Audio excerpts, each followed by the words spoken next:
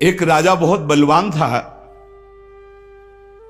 उसने अपने शत्रु पक्ष के राजा का नाश कर दिया। उसका अकेला लड़का था और उसकी मां। अब हर समय शत्रु पक्ष का राजा इस चाल में रहता था कि उस बालक को मार दें तो निष्कंटक अधिकार। और उसकी मां बड़ी भागवत थी, रात दिन भजन करती, भगवान से प्रार्थना करती कि भगवान मेरे बालक की रक्षा करना। और भगवान के जो सिद्ध संत होते हैं भगवत स्वरूप होते हैं। उन्होंने विचार किया, संत के हृदय में, एकदम भजन में बैठे थे उसी राज्य में, विचार एकदम आया कि अच्छा भगवान का आदेश है तो लीला करनी पड़ेगी। और लीला का उस समय इंतजार करने लगे। तो जो राजा बलवान था, जिसने शत्रु पक्ष के राजा को मारकर उसके लड़के को मारने को ठाना था, उसकी राजकुमारी थी, उसके स्वयंवर की रचना की जब बात आई, कमंडल उठाया, लंगोटी कस के बांधी कमर में, पहुंच गए दरबार में। और वो परिचित थे तपस्या और उनके भजन से। जे भी देखा तो साष्टांग दंडवत राजा हुए। देखो, बाहरी आचरण से कैसे भी नहीं जाना जा सकता महात्मा के स्वरूप को, उनकी लीला को। राजा को मालूम था कि ये बड़े प्रसिद्ध और तपस्वी महात्मा हैं। राजा ने तत्काल अपनी कन्या को बुलाया, प्रणाम करो, आप महाराज आए हैं। राजकन्या बुलाई गई, महात्मा के चरणों में प्रणाम हुआ। महात्मा ने ऐसे देखा नखशिख तक और कहा, इस लड़की का तो विवाह हम करेंगे, किसी राजकुमार से न कर देना। राजा तो एकदम होश उड़ गए। पर बहुत वो प्रवीण भी थे, राजा बुद्धिमान थे। तो उनका, महाराज ब्याह तो आपसे ही कर देंगे, आप जैसा सुयोग्य वर कहां मिलेगा। 80 वर्ष की अवस्था, शरीर में झुर्रियां पड़ रही, दूल्हा की पोशाक मात्र में लंगोटी, धन संपत्ति मात्र में लौकी का कमंडल, आप जैसा दूल्हा कहां मिलेगा। कुछ शर्त हैं, उनका आप पालन कर दो। गए, अपने तिजोरी से इतने बड़े बड़े मोती 2 लाए। बोले, ये हमारे पूर्वजों के द्वारा एकत्रित किए हुए 2 मोती हैं, 108 मोती ले आओ। पहली शर्त, राजकुमारी का ब्याह आपके साथ। देख रहे थे, हालत देख रहे थे। महात्मा ने कहा, हाँ हाँ 108 क्या होते, ले आएंगे। बोले, मोती देख लो। बोले, लाओ, जब साथ रहेंगे तो उसी नाप के ले आएंगे। राजा ने सोचा इनको, और बोले, महाराज लगन के पहले, क्योंकि लगन निकल गई तो फिर बात कैसे बनेगी। तुम चिंता मत, तुम्हारे कुल की प्रथा पूरी करूंगा और कन्या से विवाह करूंगा। पर एक बात ध्यान रखना, अगर विलंब हो जाए तो किसी के साथ पाणिक ग्रहण नहीं कर देना, नहीं तो जो आ गया। दूसरे से ब्याह की सोचना भी मत। अब राजा ने कहा, जैसी आ गया। उन्होंने सोचा महात्मा मोती लेके जाएंगे, 2-4-6 दिन घूमेंगे, निराश होके वापस आ जाएंगे। उनको क्या पता था कि जो भगवान के दास होते बड़े जिद्दी स्वभाव के होते हैं। अब वो ऊंचे दर्जे के सिद्ध महात्मा हाथ में मोती लिए हुए पहुंचे। विचार किया कि यार मोती किससे मांगूं, किससे खोजूं, कहां जाऊं। तो उनका समुद्र को रत्न गर्भा कहा गया, क्योंकि समस्त रत्न है, रत्नाकर है, सब रत्न उसमें विराजमान। समुद्र ही से सीधे मांग लेते हैं चल के। गए, ध्यान आया कि 3 दिन तक भगवान राम जो है उपवास करके बैठे रहे, नहीं आया तो हम तो 30 दिन बैठे रहेंगे तो नहीं आएगा, क्या करें। तो लौकी का कमंडल था, कमंडल उठाया, उलीचने लगे। 1 दिन 2 दिन 3 दिन लगातार, और खूब नाम जप भगवान का। और हर कमंडल में नाम जप करके, मंत्र जप करके जल उलीचने लगे। नाम का प्रभाव, समुद्र के हृदय में जलन पैदा हो गई। समुद्र एक साधारण पुरुष के रूप में पीछे से आवाज की, बाबा ये क्या कर रहे हो। समुद्र को खाली कर रहे हैं, और क्या कर रहे हैं। बोले तुम्हारे लौकी के कमंडल से समुद्र खाली हो जाएगा। बोले मजाक करो मत करो, एक महात्मा ने चुल्लू में पी गए थे, अगस्त जी चुल्लू में पी गए थे, ज्यादा हमको चैलेंज मत करो। समुद्र डरा। बोले उलीच काहे के ले रहे हो तुम, हमें बता सकते हो? बोले सुना है रत्नाकर है, बड़े बड़े रत्न है समुद्र में, हमें 108 मोती चाहिए। बोले अगर मोती मिल जाए तो समुद्र लीचना बंद करो, काहे को मेहनत करेंगे हम। बोले वो तो हम दे रहे हैं तुम्हें, दिखाओ मोती। मोती निकाले हुए से ढेर सारे मोती, एक लहर आई, नाप नाप के 110, क्योंकि 2 वो और 108 झोली में डाले। समुद्र ने कहा और भर लो। बोले हम अकिंचन महात्मा है, हमें नहीं चाहिए, ये दुल्हन लेने के लिए शर्त है, इसलिए हमने इनको लिया है और जा रहे हैं। महात्मा जी बड़े गर्व से गए, भगवान की जय जयकार की। राजा देखते ही समझ गया मोती मिल गए, क्योंकि बहुत मुस्कुराहट है। गणित लगाई, लड़की को कैसे बचाऊं। बोले हाँ महाराज। बोले ये ले 110, 2 ही तुम्हारा और 108 ही। बोले महाराज जी आपसे कहा था कि कुछ शर्तें हैं, एक तो पूरी हो गई, दूसरी एक हमारे शत्रु पक्ष के राजा का वध तो मैंने कर दिया, उसका एक लड़का है, उसकी खोपड़ी तुम हमें ले आओ। महात्मा जी ने विचार किया कि सारा खेल भगवान के इशारे से तो उसी की रक्षा के लिए हो रहा है। भगवान ज्ञान समुद्र हैं। बोले अवश्य उसकी खोपड़ी लाके देता हूं अभी। उसका जो कुमार है उसको हर समय मंदिर में बैठाल करके खूब कीर्तन भजन करवाती उसकी मां, क्योंकि उसको पता था भगवान ही समस्त मंगलों का विधान करने वाले हैं। अब महात्मा जी उसके राज्य में गए, जे ही राजमाता ने देखा दरबार में संत आए, प्रणाम किया, महल में ले गई, बढ़िया उनको भोग पवाया और कहा प्रभु आज्ञा कीजिए, कैसे आगमन हुआ, स्वाभाविक दर्शन या कोई आदेश पालन? आदेश पालन नहीं, तुम्हारे लड़के की खोपड़ी ले जानी, तुम्हारे जो दुश्मन राजा है उसने मंगाया है। सहम गई। तो उनका महाराज मैं तो मां हूं, मैं तो काट नहीं सकती, आप साधु हो, आप काट के ले जाओ, ये लड़का मैंने आपको दिया। कहा जब दिया तो काट के ले जाने की क्या जरूरत है, पूरा ले जाएंगे हम, काट के ले जाने की जरूरत क्या है? बोले महाराज पूरा राज्यभार आगामी राजा यही है, और आज तक मैंने भगवान की आराधना की अपने पुत्र की रक्षा के लिए।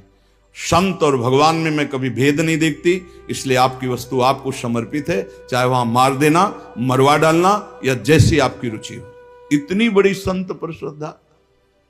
वो मुस्कुरा कर बोले जब हमें दे दिया तो तुम हमें उपदेश मत दो, मुझे क्या करना है पता है। महात्मा जी गए, बोले राजा तुम सर मांग रहे थे, हम पूरा लड़का ले आए, पर ध्यान रहे एक भी बाल बांका नहीं होगा, पहले भावरे फिरेंगी, इसके बाद तुम्हें जो मनावे सो कर देना। राजा ने बहुत खुश हुई। बोले बंदी नहीं, बिल्कुल ऐसे ही राजकुमार की तरह बैठा लो, हमारा ब्याह हो जाएगा, हम दुल्हन लेके चले जाएंगे, फिर तुम्हारा जैसा मनावे वैसा करो। राजा राजी हो गया, सिंहासन पड़ा, राजकुमार की तरह बैठा, दुल्हन सजा, तो सब शर्त पूरी हो गई थी। वर पक्ष की जहां बैठक वहां बैठे महात्मा जी, वही जनाती वही बराती, उनके कौन कोई तो था ही नहीं। महात्मा जी विवाह मंडप के नीचे बैठे हैं, आचार्य आए, पूरा दूल्हा भेष सजाया गया महात्मा जी का, लंगोटी में, केवल लंगोटी कमंडल, संत की लीला। कन्या आई, महात्मा ने कहा रुको, एक बार देखा तुम्हारे योग्य नहीं हो, हे राजा ये तुम्हारी लड़की हमारे योग्य नहीं। तो महाराज आप ही बोले थे, अब मतलब अब बेइज्जती तो मत करो, बिल्कुल भावरे पड़ने वाली। लड़के की तरफ देखा, हे यहाँ खड़े हो बगल में, ये योग्य है, तुम्हारी लड़की की एक, चुप, ब्याह कर इसके साथ, तुरंत अपने तपोबल से उस लड़के का ब्याह कराया। बोले सौभाग्य हो गया, जाओ।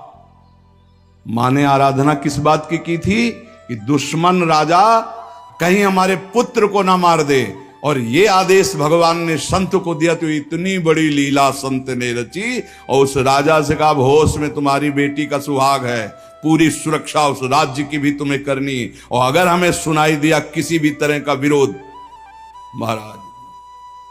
कभी कभी भगवान की आज्ञा से संतजन कुछ ऐसी लीलाएं करते हैं जिन लीलाओं को बाहरी आचरणों से आप जान ही नहीं सकते कि मामला क्या है। तो कह रहे हैं कि बाहरी जो लीला है वो तो कोई नाटक का पात्र भी कर सकता है, लेकिन संतों की लीलाओं को बिना भगवत प्राप्त कोई जान नहीं सकता है। हमारे ग्वारिया बाबा वृंदावन के सेवा कुंज गली से मस्ती से में चले आ रहे हैं, यार की मस्ती में। सामने से कुछ बंगाल से एक परिवार आए हुए थे दर्शन करने, उनके साथ लड़की को देखा। 70 वर्ष के होंगे बाबा, ग्वारिया बाबा। बिरज गए, बोले नहीं हम इससे ब्याह करेंगे। अरे बंगाली बोले कैसे करोगे तुम ब्याह, बेटी हमारी हम ऐसे। बोले नहीं, अब तो आवाज हुई तो सब ब्रजवासी इकट्ठा हुए। ब्रजवासी हंसने लगे क्योंकि जानते थे बाबा सिद्ध है और बालवत उनका व्यवहार। बोले लेंगे, दुल्हन लेंगे, इसी के साथ विवाह करेंगे। बंगाली ने कहा तुम चीता में भरो, जहां भरो, हम अपनी बेटी का ब्याह तुमसे। तो बोले नहीं करेंगे। झगड़ा शुरू। ब्रजवासी बंगाली से बोले भैया तुम नहीं जानते, ये सिद्ध महापुरुष है, एक बार हां कर दे, नहीं ये जल जाएगा बाबा। बोले अगर कुछ भी हो तो हम लोग हैं, तुम चिंता मत करो, एक बार हां कर दो। उनको समझाया, अलग ले जाए। बोले बाबा ब्याह के लिए तैयार है। बोले तैयारी की जाए। वो तो घबरा रहा है। ब्रजवासियों का बाबा पूरी तैयारी है, बस तुम अपनी तैयारी कर लो दूल्हा बनने की। यार नहीं इच्छा तुम्हारी? नहीं। बोले हमारे यार की इच्छा नहीं। चलिए।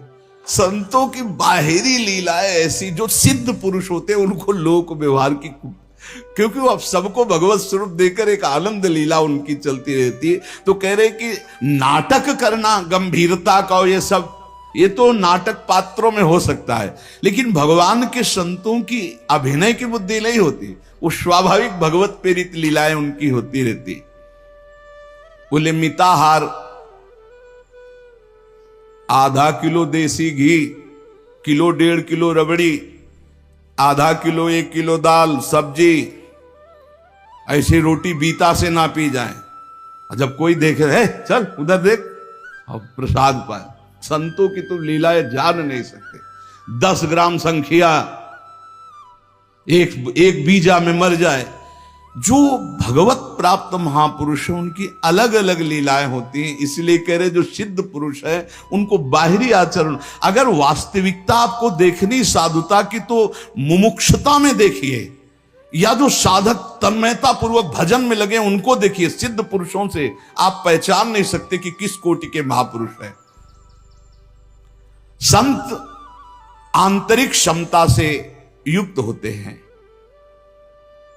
क्या भक्ति से ऐसी ऊंचाई प्राप्त होती? ज्ञान से और भक्ति से, दोनों से ऊंचाई प्राप्त होती है। या कोई ज्ञान मार्ग का उत्तम पथिक या भक्ति मार्ग का उत्तम पथिक। अज्ञानी पुरुष तो प्राप्त समझ ही नहीं सकता संत महापुरुषों की चेष्टाओं को। तो क्या अपने को सबसे श्रेष्ठ समझते हैं संत? नहीं नहीं नहीं, सबको अपने से श्रेष्ठ समझते हैं भक्ति के संत, और सबको आत्मस्वरूप समझते हैं ज्ञानी संत। अपने से सबसे श्रेष्ठ समझते हैं भक्त सिद्ध संत। सो अनन्य गति जाके असमति न टरे हनुमंत, मैं सेवक सचराचर रूप स्वामी भगवंत। मैं सेवक हूं, चराचर जगत मेरे भगवान का स्वरूप है, ये सिद्ध भक्त का। और जो ज्ञानी होता है वो सर्वम खलमिदम ब्रह्म, वो ब्रह्म स्वरूप अपने आत्मस्वरूप का अनुभव करके नानात्व का विस्मरण कर देता है। भक्त समस्त विश्व के लिए भजन करता है। देखो साधक अपने लिए भजन करता है, सिद्ध किसके लिए भजन करता? विश्व के लिए। सिद्ध पुरुष का तन मन और भजन, ये प्रत्येक चेष्टाएं जगत मंगल के लिए होती है, उनका अपने लिए कुछ नहीं होता। जैसे साधक परेशान रहता, मेरा कल्याण हो जाए, उसके लिए भजन साधन कर, सिद्ध पुरुष का नहीं। उसकी सारी भजन साधन की चेष्टाएं, सब जितना दिनचर्या है वो जगत मंगल के लिए होता है। सब पूरे संसार को देते रहते, तुम्हारा मंगल हो, तुम्हारा कल्याण हो। उनके पास कोई चीज नहीं रहती, कोई चीज नहीं, सब पर भगवान का अधिकार, सब भगवत स्वरूप जगत, इसलिए अपना कुछ नहीं। बड़ा ऊंचा भाव होता है भक्त का, जो सिद्ध महापुरुष होता है। जब तक देखो संतों की चेष्टाओं को नहीं जान पाओगे, उनका जो भाव होता है बड़ा विचित्र होता है। एक नाव में बहुत से लोग बैठे हुए थे, संत भगवान भी बैठे हुए थे, आराम से नाव चली जा रही थी, सब इधर उधर की बातें कर रहे थे। संत तो एक उन्मत्त अवस्था में। नाविक ने कहा, सावधान, नाव भंवर में फंस रही है, अब डूबने वाली है। संत भगवान का कमंडल था, फौरन ढक्कन हटाया और भर भर करके नदी से पानी नाव में डालने लगे। अरे वो ये क्या कर रहे हो? किसी के नहीं सुन रहे थे, 10-12 कमंडल तो डाल ही चुके थे। इतने में नाविक ने कहा, भगवान की कृपा से नाव भंवर से निकल गई, बचने का संकेत है। जो कमंडल से डाला था बाहर फेंकने लगे। सबने पक्का समझ लिया, जब डूबने वाली थी तो नदी से पानी डाल रहे थे, और जब बचने वाली है तो नाव से बाहर डाल रहे थे। वे पागल दिमाग के हैं। लेकिन वो नाविक बहुत से संतों को पार किए थे। तुम मत करना ऐसा, ये सिद्ध पुरुषों की बात कह रहे हैं। हाँ, जो कि हम भी सिद्ध ही दिखाने के लिए ऐसा कुछ करें तो पिट जाओगे। वहां सिद्धों की एक अलग भागवतिक महिमा भी होती है। बाहर गए तो सब चले गए थे, उसके बाद साष्टांग प्रणाम किया। नाविक ने कहा, महाराज जी इतना तो आप कृपा करके बता ही दीजिए, क्योंकि मैं प्रायः संतों को यहां से पार करता रहता हूं, तो संत कृपा हम पर है। आपके देखने से लगता है कि आप भजन में उन्मत्त रहते हैं। फिर आपकी ये चेष्टा मेरी समझ में नहीं आई। जब मैंने कहा नाव डूबने वाली तो आपने नदी से पानी इधर, और जब मैंने कहा बचने वाली तो नाव से नदी में डालने लगे। इसका मतलब क्या था? तो उनका जब हमें यह पता चला आपके मुख से कि भगवान डुबोना चाहते, तो हमने कहा भगवान की इच्छा में 10 कमंडल हमारे, तो हम डालने लगे। जब कहा बचाना चाहते, तो हमने सोचा भगवान जब बचाना चाहते तो हम भी सहयोग करें। तो जो डाला था वो बाहर कर दिया। जोई जोई प्यारो करे सोई मोई, भावे भावे मोई, जोई सोई सोई करें प्यारे। जो इस सिद्धावस्था को प्राप्त है वो भगवान की रुचि में रुचि मिला के चलते हैं। ऐसा आप मत करना, वो सिद्धों की अलग लीला होती है। तो यहां कह रहे हैं जो भक्ति में जो परिपक्व महापुरुष है, वो सारे जगत को भगवत स्वरूप मानकर अपने तन मन भजन के द्वारा सबका मंगल करते रहते, सबका हित करते रहते हैं। संतों में भागवती का आवेश होता है, वो बनावटी नहीं होता। भागवती का, उससे जगत मंगल होता रहता है। बनावटी खूब गड़ छोल करके वचन बोलना, खूब लच्छेदार भाषण करना, ये तो बुद्धि की दरा से हो सकता है। लेकिन जो संतों में एक भागवतिक होता है, उसी से जगत मंगल होता है, उसी से जन कल्याण होता है। उसमें टुटका और जंतुर और कलावा और राख हो, इनकी कोई जरूरत नहीं होती। उनकी दृष्टि मात्र से, वचन मात्र से जगत मंगल होता है। मुद मंगलमय संत समाजू, जो जग जंगम तीर्थ राजू। चलते फिरते साक्षात तीर्थराज हैं, जो दरस परस अघनाश बास निज संग करो दिन। जिनके दर्शन मात्र से, स्पर्श मात्र से बड़े बड़े पाप नष्ट हो जाते हैं, ऐसे भगवान के प्रेमी संत जन होते हैं। तो क्या जैसे अज्ञानी मनुष्य को देह में ममता होती है, आसक्ति होती है, वैसे क्या संतों को भी अपनी देह प्यारी होती है? वैसा कि मैं पुरुष हूं और ऐसा अभिमान होता है? बोल के बिल्कुल नहीं। विशुद्ध ज्ञान और विशुद्ध प्रेम में मिट जाता है, बिल्कुल नहीं रहता। एक बार यही प्रश्न किया था एक भैरव सिद्ध करने वाले ने आद्य गुरु भगवान शंकराचार्य जी से जाकर कि आपका ब्रह्मबोध होने के कारण शरीर से कोई राग नहीं है? बोले नहीं। बोले हम आपकी गर्दन उतार के ले जाए, हमारी भैरव यज्ञ पूर्ण हो जाएगी तो मैं सिद्ध हो जाऊंगा, क्योंकि आपको शरीर से कोई राग तो है नहीं, मिथ्या है आपकी दृष्टि में। बोले पक्का, पर अभी जो उतारोगे तो शिष्य लोग हैं, ये तुम्हारा हित कर सकते हैं। कल 4 बजे आना, यहीं पीपल के नीचे मैं ध्यानस्थ दूंगा, सर उतार ले जाना। वो 4 बजे आया अस्त्र लेकर, तो स्वामी नरसिंहाश्रम जी महाराज गंगा स्नान कर रहे थे। एकदम आवेश आया, हुंकार भरी दौड़ते हुए आए और वो पहुंच भी नहीं पाया था, उठा के पटक दिया और नाखूनों से उसे फाड़ दिया। फिर एकदम आवेश शांत हो गया। तब ये भगवद आवेश, ये जो बड़े महापुरुषों के चरित्र हैं, ये बड़े शिक्षास्पद भी होते हैं और ये अलौकिक भी होते हैं। कभी कोई महापुरुषों की नकल ना करे, हमारी प्रार्थना है कभी नकल न करे कि हमारे गुरुजी ऐसे, तो नहीं, जो गुरुजी के उपदेश है उनके अनुसार चले। बड़े सिद्ध महापुरुषों के बड़े विचित्र विचित्र लीलाएं होती हैं। महापुरुषों की बाह्य चेष्टाओं को बिल्कुल नहीं समझा जा सकता, इसलिए कभी उनकी परीक्षार्थ ये जांच न करे कि हम बाहरी आचरणों से उनको, हम आपको सत्य कहते, बड़े बड़े महापुरुषों से मिले, आप कदापि नहीं जान सकते, कदापि नहीं जान सकते कि ये किस कोटि के महापुरुष हैं, किस कोटि के महापुरुष है। बहुत बहुत ही बड़े बड़ों को संशय हो जाए कि ऐसा नहीं हो सकता। जैसे भक्त संपूर्ण विश्व को साक्षात अपना इष्ट देव मानता है, काम पड़ने पर विश्व हित के लिए प्राण त्याग सकता है, क्या ज्ञान मार्ग में चलने वाला सिद्ध महात्मा भी ऐसा कर सकता है? हां, पहली बात तो उसकी दृष्टि में देह का, ऐश्वर्य का मूल्य ही नहीं है, तो उसको समर्पित करने में क्या देर लगेगा। अतएव अगर सुख पहुंचाने की जरूरत पड़े जगत को, तो ज्ञानी महात्मा अपने प्राण दे सकता है, जैसे भक्त अपने प्राण दे देता है। क्या ऐसे सिद्ध महापुरुषों के आचरण अनुकरण करने चाहिए? हां, जो आचरण उनके उपदेश से मिलते हो। सच्ची मानिए बहुत मुश्किल है, जो बड़े महापुरुष, शुद्ध महापुरुष, भगवत प्राप्त महापुरुष है, बहुत मुश्किल है, क्योंकि जब तक शरीर भान रहता है, जब तक साधना रहती, तब तक आचरण आप देख सकते हो।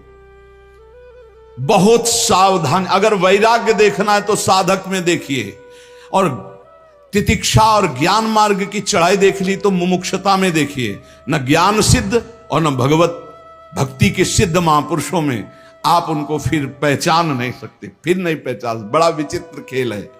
आचरण वही महापुरुषों के अनुकरणीय है जो उनके उपदेश से मिलते हों।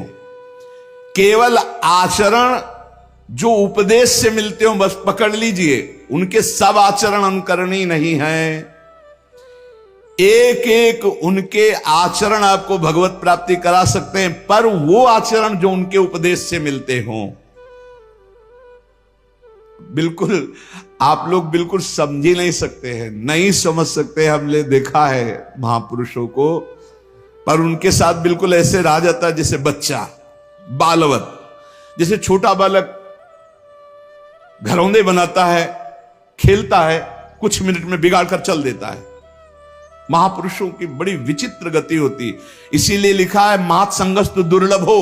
फिर एक शब्द लिख दिया देवर्षि नारद जी ने, अगम्य हूं, आप निर्वाह नहीं कर सकते हो, अगर कर ले गए तो अमोघस्य, निश्चित भगवत प्राप्ति, निश्चित भगवत प्राप्ति। एक बार महाराज चक्रवर्ती सम्राट मरुत 100 यज्ञ का अनुष्ठान किया, और 100 यज्ञ करने वाला देवराजेंद्र का अधिकारी हो जाता है। जो पद है वो, देवराजेंद्र ने सोचा कि अब कैसे रोका जाए, तो उन्होंने वशिष्ठ जी से सीधे जाके, तो वशिष्ठ जी खड़े होकर आदर किए, क्योंकि त्रिभुवनपति देवराजेंद्र देवताओं के। देवराजेंद्र ने कहा हम यज्ञ के लिए तुम्हें आचार्य रूप में, तो उनका मरुत ने पहले मुझे स्वीकार कर रखा है क्योंकि मैं उनका कुलगुरु हूं। तो उनका मनुष्य की स्वीकृति से ज्यादा देवताओं की स्वीकृति होती है, मैं देवराज हूं, मैं आपसे निवेदन कर रहा हूं कि मैं आचार्य पद में आपको स्वीकार करता हूं, क्या यह शास्त्र सम्मत नहीं है? उनका ये तो शास्त्र सम्मत है, पहला अधिकार आपका ही है, आप यज्ञ भोक्ता देवता, इसलिए मैं स्वीकार करता हूं आपका आचार्य पद, यज्ञ कराने मात्र के लिए। वैसे देवताओं की कुलगुरु तो भगवान बृहस्पति देव हैं। इस ईर्ष्या कि कहीं ये 100 यज्ञ पूरी न। अब महाराज मरुत को जवाब दे दिया कि हम नहीं करा सकते। संकल्प पूर्ति महापुरुष इस पर बहुत ध्यान देते हैं कि जो हमने नियम लिया उसकी पूर्ति हो।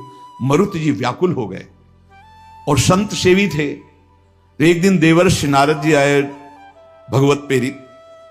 देवर्षि नारद जी से अपनी व्यथा बताई कि हमारा तो सर्वस्व लुट गया, हमारे आचार्य को ही देवराज इंद्र ने अपने पक्ष में कर लिया और उन्होंने मना कर दिया, अब हमारा संकल्प अधूरा रहे। तो बोले तुम्हें बताएं, एक महात्मा है जो तुम्हारी यज्ञ करा सकते हैं, इस समय काशी में है और उनका नाम संबर्त ऋषि है और वो बृहस्पति जी के भाई है, पर वो रहते हैं प्रच्छन्न वेश में, अवधूत वेश में।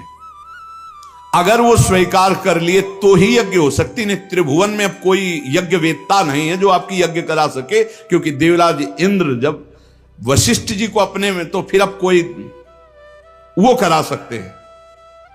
मरुत ने अपने संकल्प की पूर्ति के लिए कहा मैं पहचानूंगा कैसे? बोले उनको घृणा है तो सिर्फ सबसे घृणा है और रोज 24 घंटे में एक बार विश्वनाथ जी के दर्शन करने जाते हैं। तो विश्वनाथ जी के मार्ग में आप 100 रख देना, जो अवधूत विचक करके भागता नजर आवे तो जान लेना वो महाराज संबर्त ऋषि हैं। ऐसा ही किया महाराज मरुत ने। दिन भर इंतजार करते रहे, देखा एक पागल जैसे प्रच्छन्न ऋषि, जो ही देखा 100 तो भाग करके दूसरी तरफ पीछे भागे मरुत जी। अब वो समझ गए कोई मेरा पीछा कर रहा है, तो भागे गंगा के किनारे की तरफ। पेशाब करके ऊपर फेंक देना, थूक देना, ईंट मारना, रज मारना, ऐसे सब। वो कुछ नहीं, विचलित नहीं हुए, हाथ जोड़े भागते ही रहे। एकांत में गए, बोले क्या चाहते हो? बोले महाराज मेरा नाम मरुत है, मैं आपको आचार्य पद पर स्वीकार करता हूं, यज्ञ कराना चाहता हूं। देख ले, समस्त देवता तेरे खिलाफ हो जाएंगे और अगर तूने मुझे फिर आचार्य पद से हटाया तो तुझे भस्म कर दूंगा। अगर मैं आचार्य पद पर बैठा रहा तो किसी भी त्रिभुवनपति की ताकत नहीं है कि तेरी यज्ञ में विघ्न पैदा कर सके। बोले इसीलिए वर्ण कर रहा हूं, प्राण चाहे चले जा, मैं आपको नहीं छोड़ सकता। संबर्त ऋषि आचार्य रूप से जब यज्ञ के लिए बैठे तो अग्नि देवता आए, उन्होंने कहा आहुति स्वीकार नहीं करेंगे, बंद कर दे, मरुत यज्ञ को बंद कर दे। तो संबर्त ऋषि ने कहा तुम मेरे मंत्र से आवाहन करने पर स्वीकार करोगे, अगर नहीं स्वीकार करोगे तो मैं मंत्र के द्वारा तुम्हें भस्म कर दूंगा। तपोबल से अग्नि देवता को भस्म। अग्नि देवता थर्रा के गए, देवराज इंद्र से कहा बहुत बेढप महात्मा है, मंत्र बल से युक्त है, वो मुझे भस्म कर देंगे, मैं थर्रा गया हूं। देवराज इंद्र जेव ही आहुति प्रारंभ हुई, देवराज इंद्र वज्र लेकर प्रकट हुए मरुत को दंड देने के लिए। ऐसे केवल कर दिया तो वहीं वज्र लिए ऐसे खड़े हो गए। बोले जब तक यज्ञ होगी ऐसे खड़े रहोगे और जो आहुति दोगे हर देवता स्वीकार करे। बोले हर आहुति स्वीकार करेंगे, ऐसे कब तक वज्र लिए खड़े रहेंगे, आप कृपा करो। तो जो भजन में डूबे हुए अवधूत कोटि के महापुरुष हैं, बड़ी अपार सामर्थ्य होती है, पर इनके बाहरी व्यवहार, बाहरी आचार ऐसे होते हैं कि जाना नहीं जा सकता। बाहरी व्यवहार, बाहरी आचरण संभाल संभाल करके साधक करता है, चाहे ज्ञान मार्ग का हो चाहे भक्ति मार्ग का हो। और जो भगवत प्राप्त महापुरुष हो गए अब उनको कोई फर्क नहीं। इसीलिए श्रीमद् सुधा निधि में एक श्लोक लिखा है, कर्माण श्रुति बोधितानि नितराम कुर्वन्तु कुर्वन्तु मा गूढ़ाश्चर्य रसास्रगादि विषयान गृह्णन्तु मुंचन्तु वा कैर्वा भाव रहस्य पारगमती श्री राधिका प्रेयसा। ऐसे उत्तम रहस्यमय भाव में डूबे हुए महापुरुष। तो क्या इन महापुरुषों के आचरण शास्त्र के प्रतिकूल भी होते हैं क्या, जिन्हें पापाचरण कहते हैं? कदापि नहीं, क्योंकि सिद्ध ही हुए हैं शास्त्र अनुकूल आचरण करके। पापाचरण नहीं होते पर बड़ी उनमें दिव्यता होती। जैसे आद्य गुरु भगवान शंकराचार्य जी ने मछली ऐसे खाई तो कुछ शिष्यों ने पाली। भक्तमाल जी में भगवान शंकराचार्य जी के पावन चरित्र में लिखा हुआ है, जब आगे चल करके गला हुआ कांच पीने लगे, अब सब चुप थे, तो बोले पियो। ऐसे किया तो जीवित मछली निकले। अब वो महायोगी जो सिद्ध पुरुष हैं उनकी होड़ हम थोड़ी कर सकते हैं, उनके द्वारा जो आचरण हो रहे हैं कोई पाप थोड़ी हो रहे हैं। अब कह दे कि उन्होंने मछली खाई हम भी पाप। अब वो जब ऐसे किए तो सब लीवर में फंस चुकी थी और वो जिंदा निकाल दिए। तो महापुरुषों के आचरण जो उपदेश से मिलते हो उनको हम बाहरी कैसे जाने कि ये संत हैं जिनसे हम जुड़ करके अपने जीवन को सार्थक करें। पहला, जिनके जीवन में किसी भी से द्वेष नहीं है, किसी भी से द्वेष नहीं, किसी भी से द्वेष नहीं। चराचर जगत में सेवकवाणी हरिवंश नाम लीन जे अजात शत्रुते सदा, उनके हृदय में किसी के प्रति शत्रुता नहीं। पहला लक्षण है किसी से द्वेष नहीं। मानो आपसे नाराज हो गए तो द्वेष पूर्वक नहीं नाराज हुए, आपको सद आचरण बताने के लिए, सद में प्रतिष्ठित करने के लिए आप फिर थोड़ी देर बाद मिले, फिर आपको मुस्कुराते मिलेंगे। यह नहीं हो सकता कि उनके अंदर द्वेष हो जाए। वो एक ऐसे उबाल आई है आपके कल्याण के लिए, वो आपको डांटा, आपको सही मार्ग बताया, फिर जब आप मिले फिर वैसे मृदु स्वभाव से मिलेंगे। कोई उनके अंदर द्वेष नहीं होगा। और द्वेष जिसके अंदर होता है तो सालों चलता है, पूरे जीवन भर चल जाता, देखते ही जल जाएगा वही आदमी है जिसने ऐसा।